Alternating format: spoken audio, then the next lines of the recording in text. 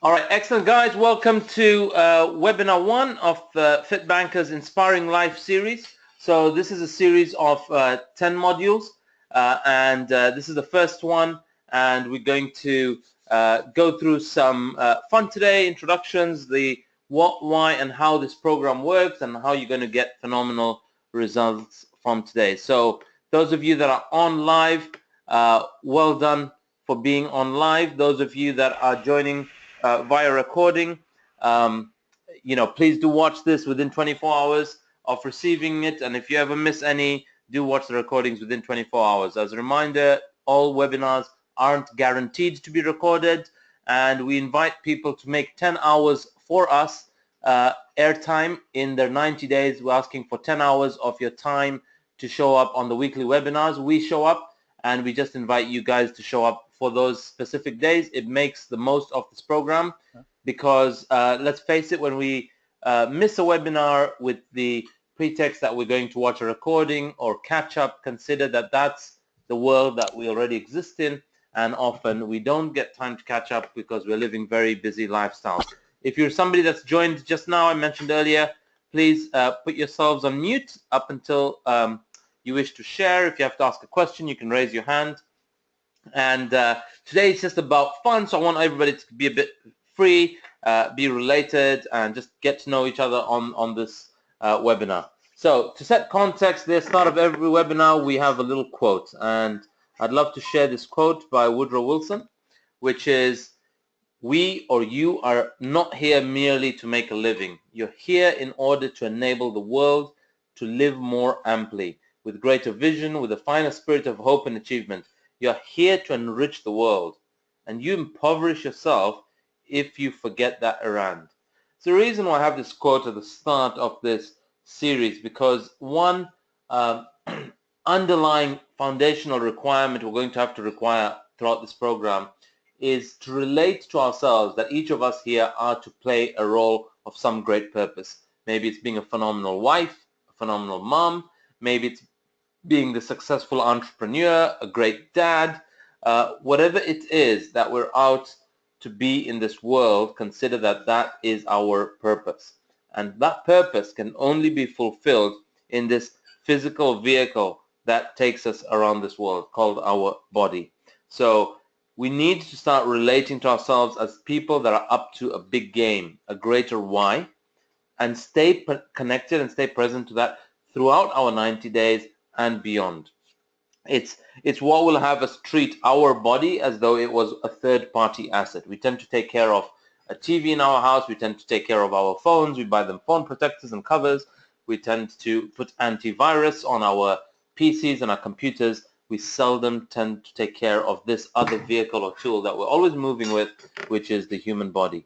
So we've got to start shifting it and having a what I call an outer body experience, looking at our body as that vehicle that we have to take care of. All right, great. So what we're also going to do at the start of every webinar is we share the objective of the entire webinar series. So each session, as we repeat it, why we're doing it, what it's for, we keep getting connected and keep reminding ourselves, what is this that we're doing? Why am I on this challenge? What are the, per se, promises of this program, right? What's going to happen out of my participation inside of this program? So the way we do it, I'd love somebody to generate this for me. So if you could read this out, the slide out. So that's any of you. You can just raise your hand if you'd like to go. If I haven't heard you, just intro yourself, who you are, generate this page, and then we will move on to the next slide. Neil, yeah, is that Neil or Yvonne? You got to unmute yourself at your end. Hi Ronnie, it's Yvonne. Neil's here also. Oh, awesome. Hello. Hi guys.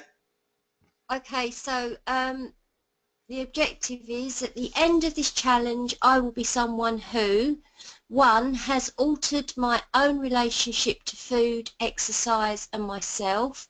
2, understands the real role of my body, mind and intellect. And 3, leverages social media to inspire my community and my world to live a healthy lifestyle to transform lives.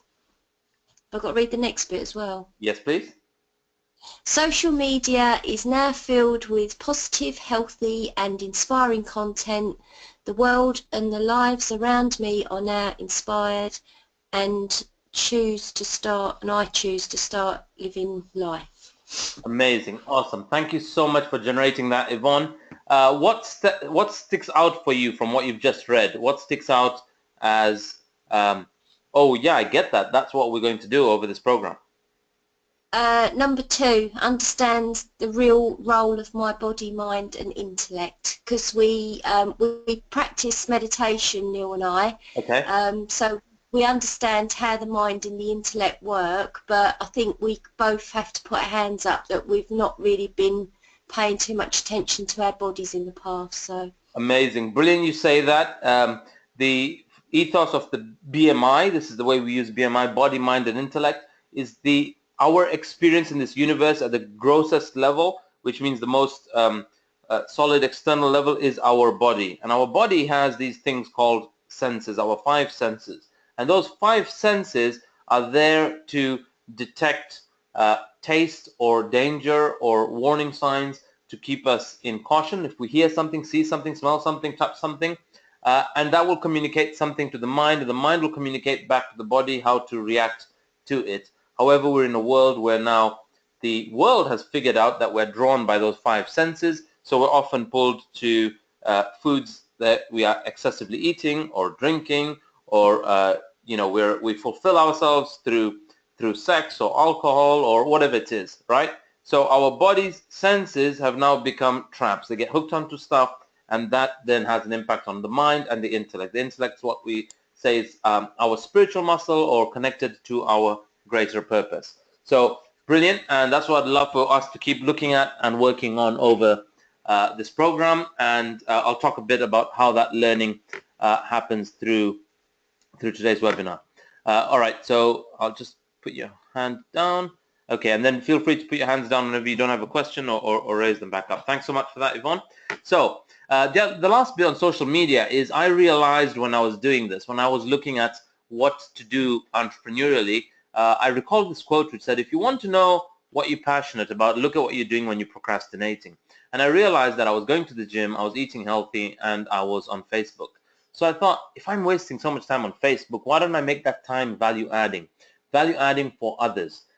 So how can I make Facebook to be the space where we share stuff that's positive, contributing to others, uplifts their day, leaves them with some knowledge, leaves them with some information, gets them intrigued into an area that they might be neglecting, like health.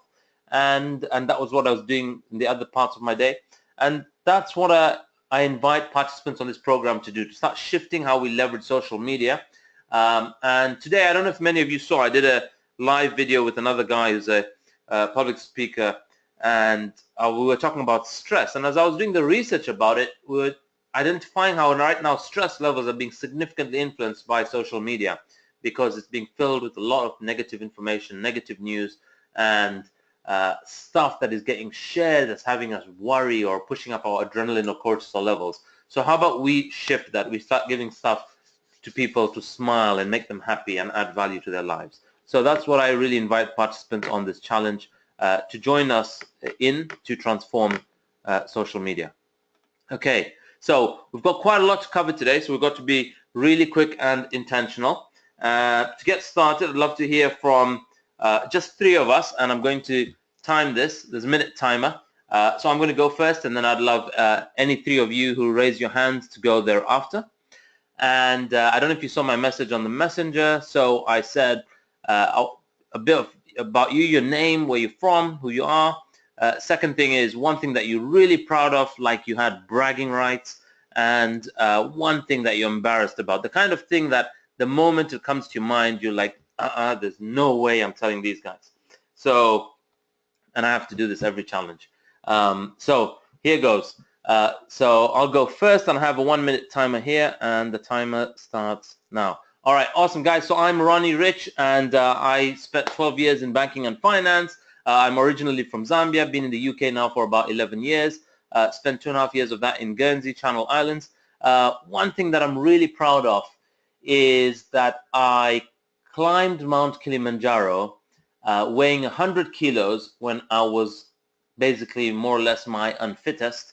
And at 100 kilos, I summited Mount Kilimanjaro, and at the top of it, I did what I thought was a world record, but Guinness Book didn't approve of it as talent, was the ice bucket challenge at the top. So I did that there, and I froze my face, and it wasn't approved. Anyway, the second one was one embarrassing thing about you. One embarrassing thing about me is that I used to wet my bed till the age of 15, and that is something I hate sharing. But I give it up. I give it up having any meaning, and I'm sharing that out there. So that's one embarrassing thing about me. Oops, timer done. All right, excellent. You guys can feel free to be unmuted when you want to share your reaction to any of these shares. Okay, so who's going next? You have to raise your hand.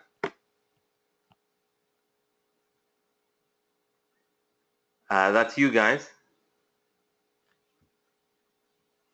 Otherwise, we'll pick Bonnie, Emma, Duncan, Neil, or Yvonne. Who's going? Come on, guys. We want to get to know who else. All right, is that Neil or Yvonne? Well, it's my go now, isn't it? All right, go for it, Neil. Okay, yeah, timer begins now. Okay, yeah, my name's Neil. I'm currently live just outside Chelmsford. I spent all my formative years around Basildon and Southend and stuff. One thing I'm really proud of is my background. I used to be a really naughty boy. I used to be a drug user, and I've completely transformed that. I now run 2 businesses, and I'm completely clean and meditate every day. And the one embarrassing thing about me, I think it's currently going on. I'm really embarrassed about my body. The older I'm getting, the more self-conscious I'm getting about it. And I think that's what's really embarrassing me at the moment, is carrying this big body around, which is why I'm here. All right, amazing. And you have 4 seconds left, so that's done. Brilliant time. Okay, excellent. So thanks so much, Neil, for sharing that. Really, really awesome to hear. My other proud thing, which was a bit of a notorious gang childhood, having me end up a lot of times with the authorities. But that's a different story for another day. Okay, lovely to hear that. Thank you so much for sharing that. Who'd like to go next? Emma? Hi everyone. And then I'm Emma. Just put your timer begins now. Okay. Hi everyone, I'm Emma Coyne. I'm originally from Cheshire in the UK, and I've currently been living for the last almost 3 years in Valencia in Spain. The one thing that I'm really proud of is that I was a midwife for 20 years, and I've helped mums and dads bring thousands of babies into the world, both at home and in hospital. And the one embarrassing thing about me, oh God, there's so many. The main one that haunts me, and from being a teenager on my first school trip on the French exchange, was the fact that I thought that the bus driver loaded on our suitcases. So basically I got down from Cheshire to Dover, and didn't realise that my suitcase was still in my school in Cheshire. And my mum came flying down the motorway, doing what mums always do, and she like skidded up beside the bus at Dover and jumped onto the bus and... Give you 5 seconds to complete. Okay, she jumped onto the bus and shouted, "You've only got your pants for standing up in." Awesome, amazing. And it's amazing how we carry that forward. And part of why we're doing this is one of the principles we practice in the world of transformation is non-judgmental. The moment I have any of you guys as a participant say you're displeased with something, you have a go at me, and the moment I adopt a judgment of you that this guy is arrogant or he's just not open-minded, in that moment I've lost being able to make a difference to you, because I've kind of sentenced you to a certain place. So by sharing this, what we're doing is we're giving up our right to judgment by giving up something about ourselves to not be judged about, right? That we're concerned we will be judged about. So Emma and Neil, thank you so much for sharing. And last we have Bonnie, so you have a minute, and unmute yourself, and your minute begins now. Okay, hi, my name is Bonnie and I live in Woking. Currently, well, I was actually originally from Birmingham, but born in London. Very strange. Who am I? I'm a sibling to two others. Have two nieces, two nephews. One thing I'm really proud of is that I actually completed the Half Moon Walk a few years ago, and it was literally 2 weeks after I'd had a major asthma attack. Wow. So I completed that really successfully. And one thing I'm really embarrassed about is that when my partner came to stay at my house for the first time, my housemates, unbeknownst to me at the time, set up a camera and tripod in my bedroom. So that's for a joke, but that was really embarrassing. Yeah, that's me really. Awesome, awesome. That is lovely, lovely to hear. Okay, sorry, just tell me, what was the race that you did? I did the Half Moon Walk for breast cancer. Oh, wow. Amazing. Yeah, so we walk in our bras at midnight. Oh, brilliant. That's brilliant. We met a group recently that do that. We might be doing something with them in London. They're called London Midnight Walkers. Oh, nice. Yeah, so we might be doing something with them soon. All right, excellent. Yes. So let's get right in, guys. We are already 15 minutes in, and we've got quite a lot to cover. So some of this you guys may have seen on a pre-challenge webinar, and some of this we'll be sharing now. So Emma, got your message? Thanks.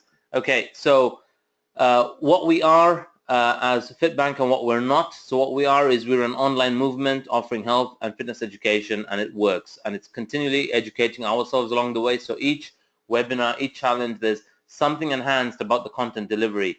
It's often not what we're delivering. Some of what we deliver may not be new. It's how we deliver it and how we sequence the delivery of it that causes transformation, because we're taking people through an intentional, deliberate journey.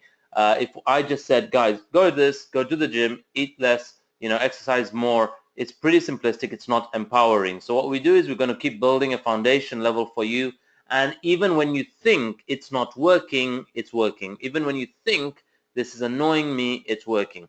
So that's what we do. So it's more about how it's delivered. And there will be a lot of stuff that is new to you. There'll be a lot of stuff that you haven't heard previously, and it will really make a lasting difference to you.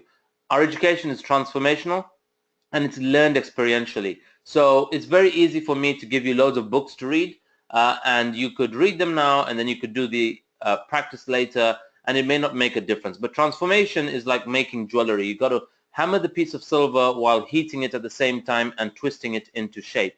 So when we have those three at play at the same time, then we can make this beautiful frame for a ring. Right? That's how transformation works, and that's how we invite you guys to take on this challenge. So there's a list of things to not do on this challenge, like foods to avoid. There's a foundational level of what to do each day, and every week we may offer something new, not all weeks, and there will be some assignments, and then there is joining the webinars. At the end of each webinar, there's an assignment. So the sooner you take that on, the sooner you free yourself up for the remaining days to keep your mind free of I haven't done this. So you don't build up what we call a make wrong pile of poo because, oh, I missed something or I'm behind. This is not a race, so there's nobody getting left behind. This is not something where you opt in or opt out. So we often say there's nothing like quitting, because the moment you signed up, you want to take on this stuff, and we will all take it at different paces. So just take it at your pace, but you got to shift your game of how you've always taken on something that you develop and learn in.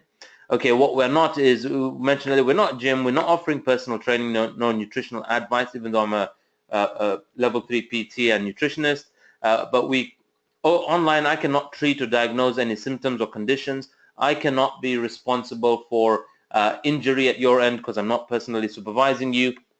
We do have within our campus and within our team PTs, nutritionists, and people on the campus who've done the program, who are medical professionals, doctors, gastroenterologists. They've all done the program themselves. Like, they've done it and caused results for themselves. And we didn't find these guys to do it. They found us, did the challenge, and they stay on that campus to be around, and they share very often. Put your safety first, obviously, and when you join a gym, they have their own policies and conditions around operating safely. Okay, so covered that already. So here's some workability and rules and foundation for the webinar. So they're going to be 10 out of 10 webinars. Not all will be recorded, and we're asking you guys for 10 hours of your time. So we send all the webinar dates because we really want you guys to put that in the diary, like those matter, like your life matters, because it's what we're dealing with. We are dealing with your life, and so your life does matter. Consider it's someone very close to you's engagement drinks that you have to be at, or it's a wedding that you have to be at for 1 hour. That's what we want you to treat this with that much significance. It really causes that transformation for you. So please dial in 5 minutes before. We often have a lot of content. I hate overrunning. I want it to be within the hour. There may be times where it overruns because we are interactive and we allow you to ask questions midway. One other thing that works is sharing your actions and learnings out there. So you might see something on a webinar. Obviously, the content is proprietary, but we don't mind if you took a screenshot or if you took a quote from what we share or something you learned. We want you to take it and frame it or share it with somebody out there in a way you learn. Even if you took a screenshot of this or another slide and it has the FITBANKER logo or whatever, I'm okay with you doing that for 1 or 2. But obviously the content in its entirety is proprietary, and we wouldn't want it to be taken, misused, or shared inappropriately out there. And continually ask questions. You get most value when you're left with something that you don't know, you don't understand, and then you ask that question. When that question is generated out of a desire to really got to figure something out, it lasts and makes a difference. So ask on the webinars or ask on the FITBANKER campus, and not only myself, but either the team or people that have gone ahead of you will respond and support you. Like I mentioned, this is experiential. So take on assignments, challenges, and we got to share out there to transform social media. But more importantly, they say the best way to learn is to teach. So if you're sharing something that you've learned, you will find that it lasts a bit longer with you. Quote by Benjamin Franklin: "Tell me and I forget, teach me and I remember, involve me and I learn." So exactly what we're talking about and how you're going to get the most out of this program. So before we go ahead, I want to share with you guys, because this is now our, I don't know if this is the 9th or 10th challenge, but we have, what causes phenomenal results. We have people that did the challenge over a year ago until today. In fact, my old man, 70-year-old, just before this webinar an hour ago, when he first came over here, was 90 kilos. At the end of 4.5 months, he came down to about 74 kilos. This is about a year and 2 months ago. Today, he just sent me a photo. He's now at 71 kilos, and he is his healthiest, and he's off medication that he's been on for 10 years prior. So what causes such phenomenal results? Firstly, your participation and commitment. Many people think, I'm on a challenge, and then every day they're going for these crazy runs that they didn't normally do. So they suddenly put their body into overdrive. Or they go work out in the gym, or you get a personal trainer that's cracking your back, breaking the whip, and then you suddenly experience, within 2 weeks, burnout. So in the first 2 weeks, because on day 10, by the way, is your first update. We want to see your weight updates on day 10, and by day 10, people have lost as much as 3, 4, 5, 6 kilos in 10 days. That's the record. I think 6 kilos in 10 days. But obviously, that's somebody with a heavier body. That's somebody who was like 127 kilos or something. So they lose about, they lose about 5% of their body. And you can do that in 10 days, and it just, so long you do it by design. But what makes a difference, what will have you stay empowered throughout the 90 days is just moderate level of exercise and consistency. So 4 days minimum, and you've got to be regular. So 4 to 6 days is what we recommend, and just be consistent. Create a plan, create a schedule, create time slots in your day that are dedicated to this, and they'll make a difference, as well as being consistent on webinars, being consistent on sharing, being consistent on asking when we're stuck. We're also going to share with you the science and the math and the formula, so all the technical knowledge, like how many calories your body needs to burn, how many macros you need, what does that mean, what is your fat burning zone, all that stuff. We will actually give you all that technical detail, and it's unique for each of you. There's not one that is standard for everybody, right? So this is how you create what's custom to you, with us giving you the tools and the education of how to get that. And we will coach you on the psychology of how it works. So I've already explained some at the start, how it's experiential, And throughout the program, what we do is we keep discovering where you're stopped, where you're stuck. We provide you with a wider group. There will be teams. You will be added to the teams from people from the January challenge, and we will keep offering you challenges and inviting you to participate in certain things that will take your mind through an altering relationship with various things, from food, exercise, your mindset, yourself. Everything begins to shift.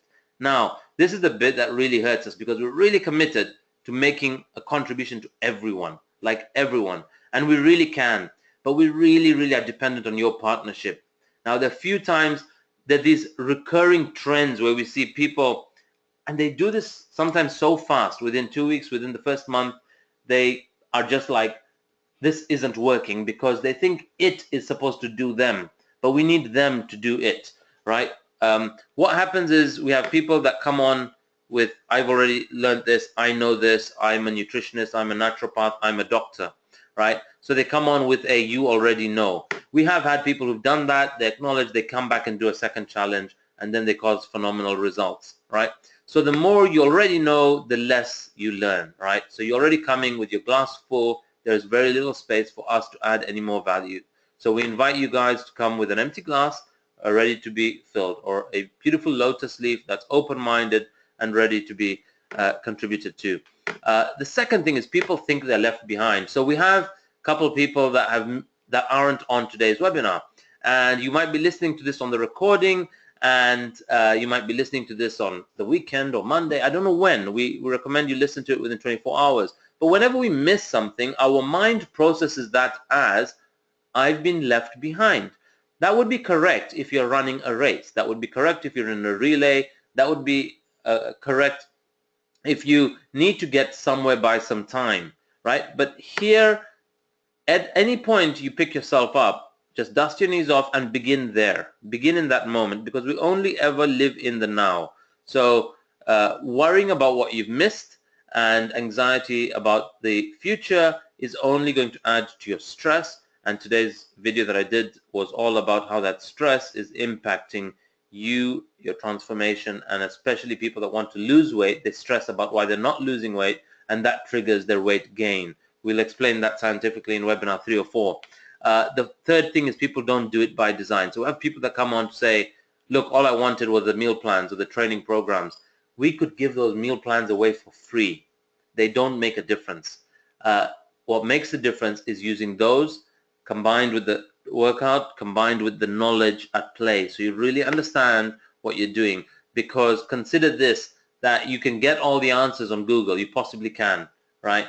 But the timing of its presentation to you doesn't make a difference. It doesn't empower you to be in action. So we present things in an order, in a sequence that your mind stacks this data, and it will cause results for you. So please do it by design. Don't cherry pick the bits that you want.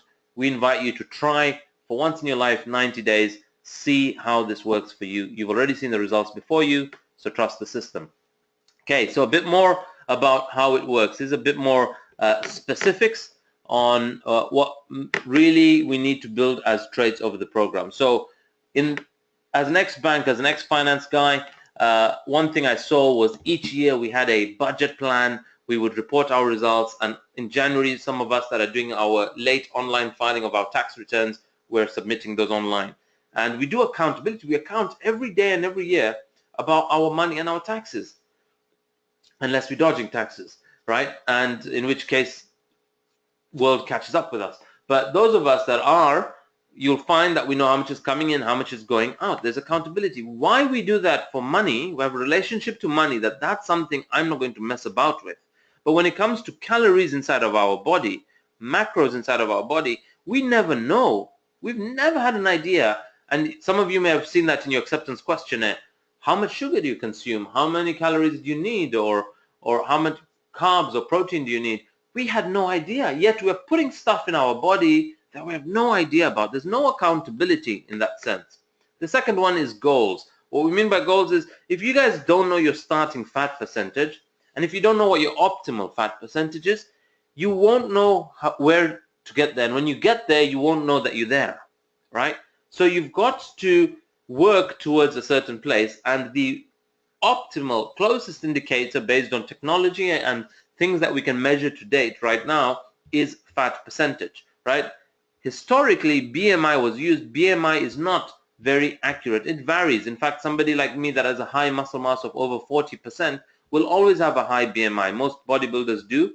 And what we need to understand or focus on is no matter how fit or athletic we are, fat percentage and the two types of fat percentage, subcutaneous fat and visceral fat, are the closest right now technical indicators that we can have as a layman to know how healthy we are or we're not. That's why you hear of things called skinny fat, or you hear of athletes dropping with a heart attack. It's because they neglect that. So get clear on your goals. You can also set goals around strength. So you might be benching 60 kilos and say by the end of the program you want to bench 80 kilos. So set yourself a goal of being at 67, 68 by end of month 1. Set yourself a goal of being at 75 by end of month 2 and 80 by month 3. Set yourself those goals. If you came or met us at an event or any in-person session, we may have given you these health assessment sheets. On those sheets, we put what your current was and what your optimal should be. We will also provide these to you. They're also in the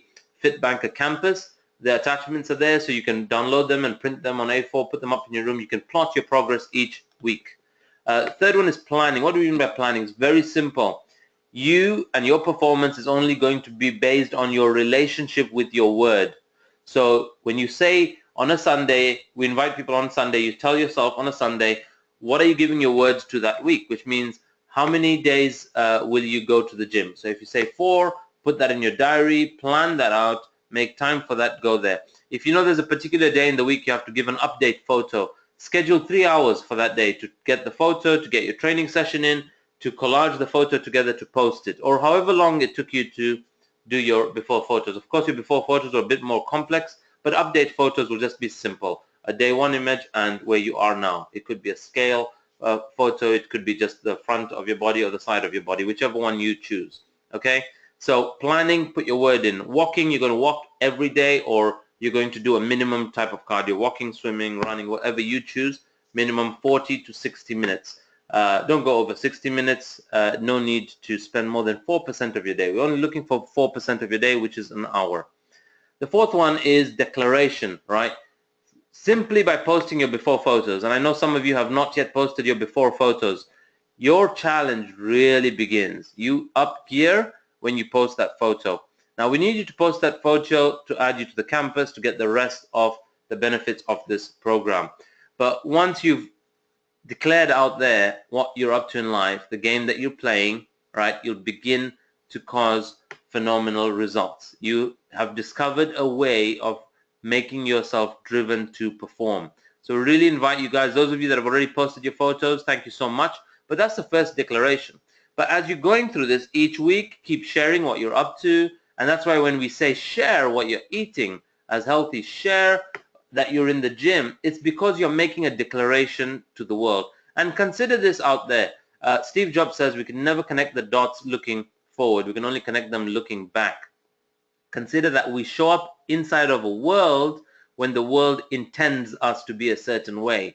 So if you hear somebody like Obama and we think he's going to be a great leader and he keeps sharing, yes, we can, and he declares what he's up to, then we see and we expect of him to fill that gap. Whereas if you have somebody like Trump who says he's going to do a whole bunch of nasty things and we think that's really nasty and we think this guy will make a right mess of it, he may also go and fill the space that you intend him to fill, right? So consider that will happen that way, and you can do the same in the area of health. Fifth is your greater why, right? What is this purpose that your intellect is connected to that you want to do this, right? So it might be for your children, might be for your business, might be for whatever it is, right? Stay connected to that. And when you're looking in the mirror at your progress or at the scale, remember that that guy I'm looking at, that lady I'm looking at in the mirror, she's doing this because this matters, right? My business matters, that it creates employment for X amount of people, it adds a solution to this problem in the world, or whatever it is. Be truly connected to it. Then you start altering your relationship to you, the player that's going to fulfill on that mission. And for those of you that need an added reason, This is a challenge that we've run. We started in 2016 or 2015. It was a charity chosen by participants called Able Child Africa. They work with children that are have different abilities to us, and they provide training and tools and education for schools or societies in Africa that are working with children with these disabilities. And it's called Pound for Pound, the most generous weight loss challenge. So for every pound we lose, we give a pound in sterling to this charity. They're a partner of ours. We've had a number of them participate in our program. For 2017, we're going to kind of remodel how that works. And one of our biggest challenges has been many people get results. They share their 30-day photo, their 60-day photo, 75-day, and then they don't post their 90-day photo. The way we have created our agreement with these guys is that we will do day 1 photo minus day 90 photo. That difference is what we will give them. So we want something at play that you guys are doing and making a difference and a contribution for you as well. So that's why you're doing this. If you want to use this as a reason to say why you're doing this, feel free to take a screenshot, take this image and say, this is why I'm doing this. I want to make a difference to this charity. Okay, so this is the other word or meaning of accountability. So to track and monitor, right? So literally how will we do this accountability is when we're doing activities. So we need these 2 apps. We had a number of other apps that we were using, but now we're going to focus on these 2. We had a FITBANKER app and there was another FITBANKER food app. But it was replicating what these 2 do in many ways, although it was one provider. It had a few other added benefits, but we found low usage of it. These ones have a greater database, so we've decided to continue working with these rather than fighting with them, or just choosing others. Runkeeper is going to track our activities. So the accountability of calories that we spend and calories that we take in. The spend is going to be recorded on Runkeeper. When you're walking across geographical distance, then you need your GPS on, so it tracks that. If you're walking on a treadmill, you need to enter it in manually. So there's a button on Runkeeper called Log, and then you have to enter, you take a photo of your treadmill or elliptical or whatever it says, how many kilometers you did, how much time, and how many calories. You need time, distance, and calories. Take a photo of those. You enter them manually based on what you did. If you add hashtag FitBanker, we will see it in the news feed if you can, because from MyFitnessPal you can share it to Facebook. So sync it to your Facebook or your Twitter, and using these hashtags we'll be able to see that. Also, you can, under friends, you can search for friends and add FitBanker and add me, then I can also monitor and follow you there, and we can support each other. And if any questions or anything you want me to review, I can have a look at your account as well. MyFitnessPal, same thing, you can add us there, add FitBanker. Once you've done 5 days of recording your food or macro tracking, and you want me to review your diary, or you're uncertain about something, or you're blowing your sugar budget every day, I can look at it and give you some feedback as to where and why that happened.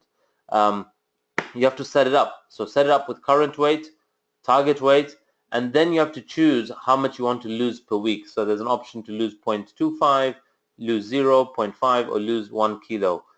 If you're someone on a weight loss program, and over the course of this program you want to lose more than 6 kilos or 7 kilos, I would invite you to put it at lose 1 kg, right? So lose 1 kg per week, that's what I use, that's what most of us use. Your macros, they will default to about 50% carbs and 20% protein and 30 fat. We want this to be 30% protein, so we're going to have slightly higher protein in our diet and 40% carbs and 30 fat. So please take a screenshot of this or take note of it on the side. And then for me to review your diary, there's a section called settings. You have to click there, click on diary settings, then a button called diary sharing, and change that to public. That way I'll be able to view and check in on your diary. And if you haven't done that, then I won't be able to view it. And then there will be some assignments that will help build your relationship to food, because now you'll have a relationship to food that's based on a number called calories, based on another number called grams in terms of macros, and this is subconsciously going to start altering our relationship to food. You'll suddenly feel, when you're reading in a day it says 1,100 calories, you start feeling full.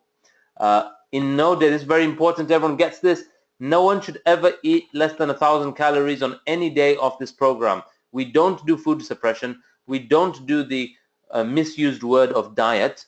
We're not going to have anyone starve here. We're going to have you eat and eat as much as you want and as frequently, but eat the right stuff. Eat quality food. Make sure you're not eating any of the banned foods till the 5th weekend. And on the 5th weekend, we'll have a trick and treat. We'll update you on what you can do on the 5th weekend. What we will do, this is some stuff happening in the background. We monitor and track things like certain metrics. So when you're sharing photos, how many likes you're getting, how many views you're getting, and that's predominantly higher when you're doing it to our public page. So the page, it's also because we want to see how we're increasing our outreach and making more of an impact to more people out there. We will introduce some games around this, and it might be at a team level. So this is what we were doing previously, but because tracking isn't automated, we may be doing it, and we're doing it manually, we might be doing it at team level, and as mentioned, you'll be added to a team. Okay, so now that said, let's have a look at where we currently are in terms of our lifestyle, the world that we exist in, and how we ended up being this way. So we're going to look at some background context, the world that we inherited. So I don't know how many of you have heard of the agrarian revolution. So this was what happened to the world when we discovered the seed and we started to plant the seed.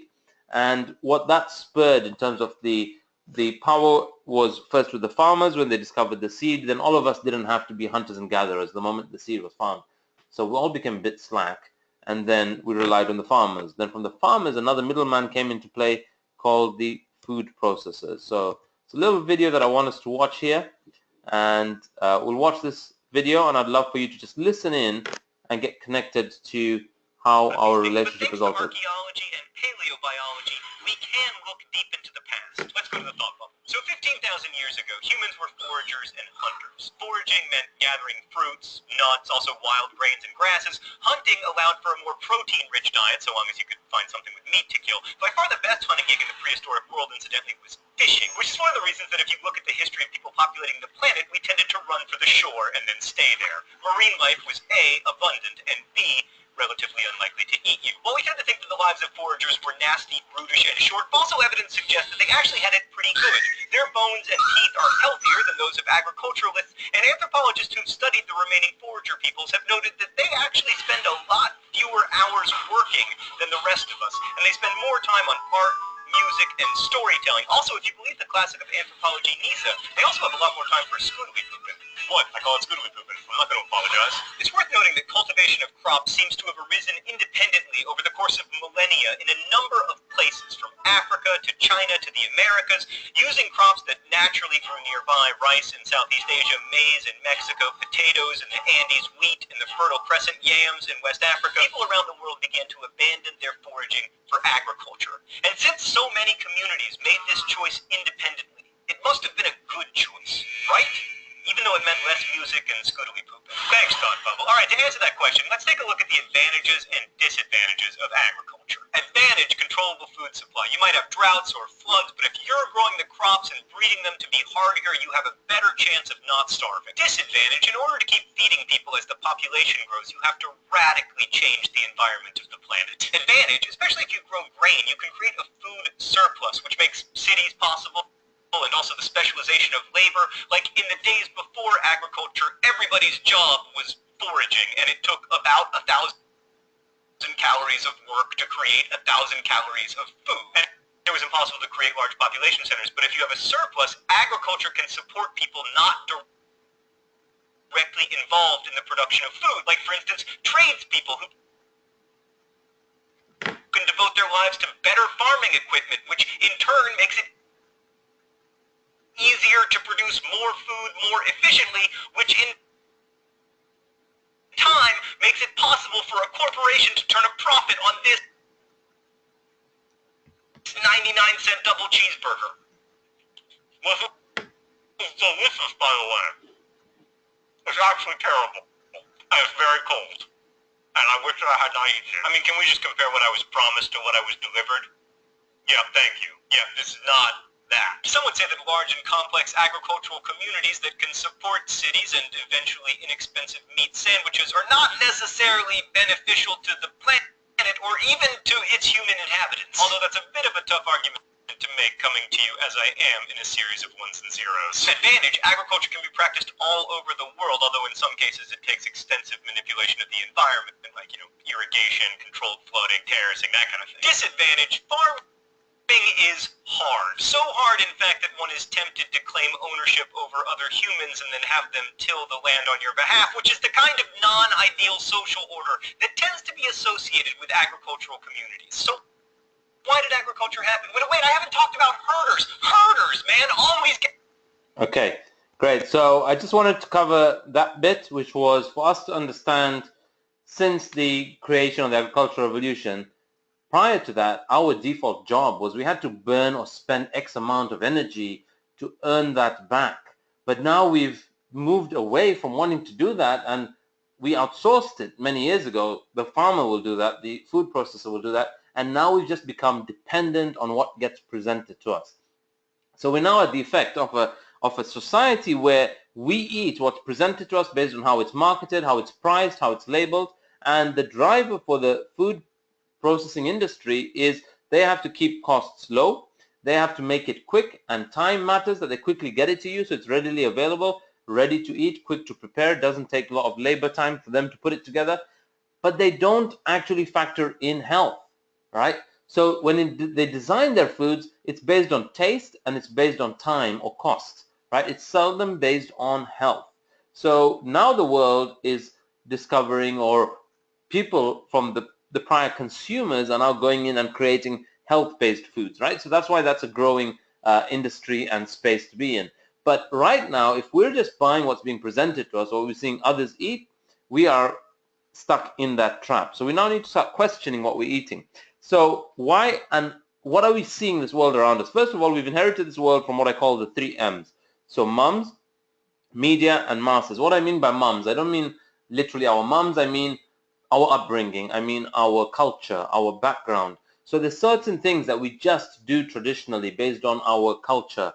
It might be you've been told something like, or you've grown up in an environment where, oh, you can have a glass of red wine, it's fine, it's perfect, you can have that, or you can have, or an apple a day keeps the doctor away. Little stuff that we've inherited based on our culture. Or, of course, every Thanksgiving we've got to have turkey. We just have to have turkey. Or we have to go out and eat Italian, or we have to go out and eat this cuisine and that cuisine, and pizza has to be had, or whatever. Pizza is something that was, by the way, just invented in the last 50 or something years. Or going to the movies, of course, we have to have popcorn. Like, where did that come from, right? It's just a culture that we've adopted, and we haven't realized, or those decisions were not based on what is needed. We've gotten to a world where we want things rather than knowing what's necessary.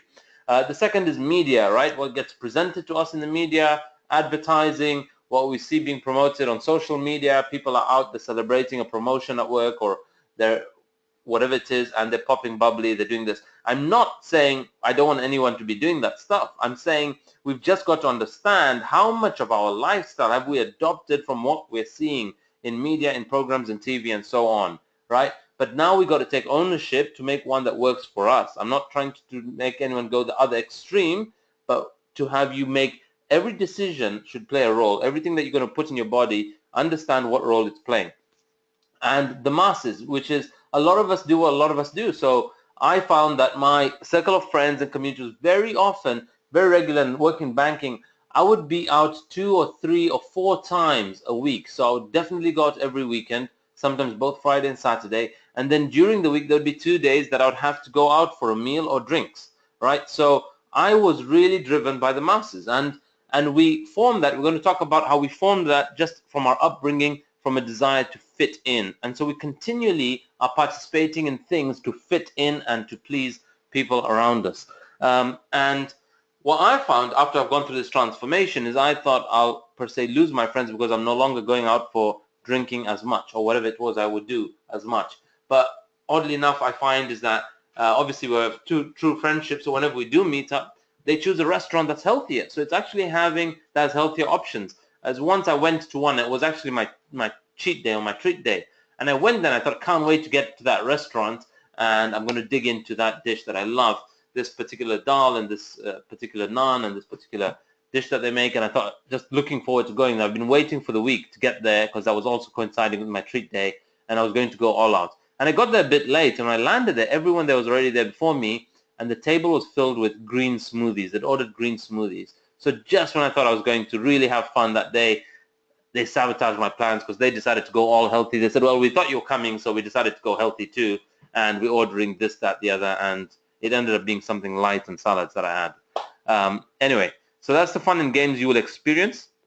And the third one is we have what I call limiting points of views. We have a limiting view of health. Like I had a view that surely if there's a healthier option, the doctors will know that, NHS will know that, schools will know that, teachers will know that. Surely, this is 2017, surely by now everyone knows what's healthy. Surely they'll be making this mainstream. And that was such a limiting point of view. This world is looking for people to step up and share that, right? I had views about fitness, that I have to be athletic. I grew up thinking that I had two options growing up. I was either athletic or I was either academic. And I made a decision somewhere that I'm academic, I'm not athletic, as though they were mutually exclusive. So we want to look at what those limiting points of views are that we adopted. I had views like exercise makes you tired, or I can't run continuously for more than 2 kilometers or 1.5 kilometers, that I have to stop to breathe or walk a bit. And they were just limiting points of views. And also around food, I had a point, I remember coming over here reading a book where it says every meal should have meat and 2 veg, right? And I thought, wow, so every dish should have that. And I had it that every dish should have X amount of bread or a chapati or some flour-based or rice-based element to it. And then on top of that, there should be some protein and then there should be some veg. But so not true, right? Because there is carbs in all the other foods anyway. There is a different type of carb and a different percentage of it. So what we want you to look at is look at your context or conventional relationships that you have with food. So as you're listening, I'm mindful of time, we've got 5 minutes. I want you to think of what's coming to mind. Like what comes to mind that you see you've adopted or the world that you've grown up in. And if you have a notebook, I'm going to invite you guys to take a notebook or use your phone, download an app called Evernote or somewhere where you can collect these notes and then you can access them from other websites to look back in future. Start writing down what you think are limiting points of views that you have around health, around fitness, around exercise, around foods. And then question, how should it be? Like, why should it be that way? Why should it be meat and 2 veg? What's the purpose of that? Why should it be that every meal has to have X amount of rice or carb, with no consideration of my lifestyle, with no consideration of the time of day that I'm having it, no consideration of, what I'm going to do after this meal. So we don't eat based functionally, we're eating based on what we're told it should be that way. Nothing should be anyway, right? If we're living in a world where it should be, we've sentenced ourselves to prison and we're living through that stencil for life. Thomas Edison says, I've not failed, I simply have found 10,000 ways that don't work. And I want you guys to consider this. None of you have failed in the area of health. Consider that the way I was 33, thinking at the age of 33, my metabolism has slowed down. And I look back and I'm much more fitter now, and I've been my fittest and strongest last year and this year. And I've done the most physically challenging feats that I could do, like doing man versus mountain up Mount Snowdon. And I realized that all my views prior to then was I simply found ways that didn't work for my body. They just didn't work for my health, right? And we are all unique, so we cannot be following mums, medias, and masses. We've got to discover what works for us. And through this challenge, we will discover loads. So I invite you guys to give yourself some compassion and love that whatever we've been doing is simply one of those 10,000 ways that don't work. Okay, so I want us to open up our mind. We're going to open and massage into our brain and look at limiting points of views that we see out there in the world. And you can take a screenshot of this, or I'm also going to copy and paste it on the FITBANKER campus, and then you can copy paste with your answers next to it. So you can do some research here, you can Google them, you can tell me what comes to mind. So how long does it take you to walk or run 5 kilometers? So for me, a very casual walk, 5 kilometers takes a full hour. If it's a very brisk walk, it's 50 minutes. So 50 minutes I'd probably say is a briskish walk to do 5 kilometers. and I often do a casual one, and that takes me about an hour, 10 minutes. I've done 6 kilometers. How long can you or can the human body survive without food? So most of us don't realize the power of this human body. Our human body is one amazing piece of equipment. So anyone here, if you unmute yourself, I'd love to hear or give a guess. How long do you think the human body can survive without food? Anyone? 40 days and 40 nights, man. 40 days and 40 nights with no food?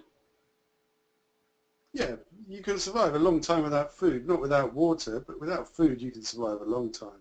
All right, awesome. I've never heard that. I'll look it up. When we looked up last... Ronnie, I'm being a bit facetious. I'm referring to Jesus in the wilderness. Yeah. Okay. So, yeah, I mean, even that has a play on influence on how our mind understands things. So the record that we found for food actually so far has been Mahatma Gandhi. He's somebody who went 23 days without food when he went on a food fast in one of his protests. So it's interesting to know that. And then how long can the body survive without water? I want you guys to look at this. How long can the body breathe underwater? So without oxygen, and how long can we survive without sleep? So let's look at that, and I just require each of us, as we explore these, to go through the process of trying to find out what it is. And as we find something out, we will surprise ourselves as to the power and potential of this human body. And then complete these sentences. Meals have to have, like I said, meat and 2 veg, right? Or they have to have chapati, or they have to have bread, or they have to have pasta. Whatever it is we think that something has to have or should be a certain way, let's find out where that came from. Exercise is, what is your view of exercise? Painful, tiring, boring? Just consider that we've adopted a point of view at some point in time, and that point of view limits us to have that be any other way, that empowers us to be in action in that area. My body is fat. My body is by default. I've got one of those fat bodies. I've got fat bones. All this nonsense that we've picked up from people who talk about it, who don't know what they're talking about, we take them on, and then we live our life like, I just can't do this. Something about you, I am. So we've had people join the challenge that says, I am. The thing about me is, I'd love to do this challenge, but, I just know I can't. I've done so many of these before. I know I can't do these, right? So that's number 10. I cannot, right? So think of what you think you cannot do, right? Or I cannot run 10 kilometers. I cannot run a marathon, right? Where did you get that idea from? You may have run 3 kilometers and then you made a decision based on your experience of 3 kilometers of 40 kilometers, not knowing that you, after a certain mileage, you would tap into the zone and you would tap into a different energy system, and you could probably book it or go for something that does not correlate, that's not proportional to how you did with the sample that made you make that decision, right? So take a screenshot of this, or wait for me to copy and paste it across, but then type your responses against each or do your research for them. All right, so those are on limiting points of views. And now the final bit is assignments. So those of you watching on recording or that you hear, I'd still love for you guys to introduce yourself to the bigger campus, so FITBanker campus. So if you can do a 1-minute video or a photo of yourself. First of all, the first thing we're doing is going to alter our environment. So whenever we get peckish over this challenge, if we head for the fridge, if we head for the cupboard, there are going to be some biscuits, there are going to be some chocolates, there's going to be some ice cream. Look at what's there in our environment that doesn't work. And I want you to take a photo of your fridge or your pantry before, and then take out all that's on the banned foods list, and then take a photo after and share that. Remember, guys, you get this challenge doing it by design. Now, some of us live with people, some of us lived in shared accommodation. You don't want to chuck out your mates or your kids' food. We invite you, unless you've enrolled them or invite them to participate with you or support you. If they haven't, then obviously leave their stuff, but then share what's yours or whatever was meant to be for you that you can remove, and please do that. 30-second or section it. Create a section in the fridge or pantry that's yours, and whatever's for others in the family, put theirs there, or give it away if you're able to give away stuff, or chuck it. 30-second intro video. In the intro video, I want you guys to share what your greater why is and share one thing that you can be counted on for. Consider that you're the person leading the challenge and that everyone on the challenge depends on you. So what is the thing that they can count on you for? Please share that in your 30-second intro video or 1-minute video. Now, the third one is observational. I want you between now and the next webinar, which is next week, Wednesday, look out for what's there. Actually, sorry, next week might be Thursday. What's there in your world that you're eating? What does that contain? So look out at everything you're going to start eating over the next week. What's inside of it? When you consume that, what role is it playing inside your body? Why was that ingredient put in that food? What purpose does it play? Start questioning this stuff.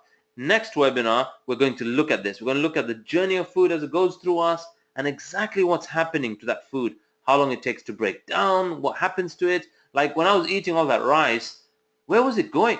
What was it doing inside my body? I had to know what's happening. How long does it take in my digestive system that breaks down into what, and then what happens with that, right? So begin to observe and question that stuff, and then we will look at some answers or some opinions on that in the next webinar. And talking about the world that we're trapped in, this is something to inspire you guys to know you can interrupt it. When we grow up, we tend to get told that the world is the way it is, and your life is just to live your life inside the world. Try not to bash into the walls too much. Try to have a nice family life. Have fun. Save a little money. That's a very limited life. And so is what we were told about exercise and food. Oh, come on, have a little fun. Drink a little bit. Have some cake. It's a kid's party. Come on, that's okay. Everything that we're told, consider that that's a very limited life. Life can be much broader once you discover one simple fact. Everything around you that we call life, that we call parties, that we call celebratory food, that we call treats, that we call desserts, that we call whatever, was made up by people that were no smarter than you. Really get that, guys. They were made up by people that were no smarter than you. And you guys are geniuses. And now you're going to design what goes inside you. And you can change it, you can influence it, and once you learn that, you will never be the same again. So that's what we invite you guys to take on now and through the 90 days of this program. Well, 83 remaining, and the next update is day 10, which is next week, Wednesday. All right, guys, so that's the end of the webinar, and I will be stopping recording. Are there any questions or comments?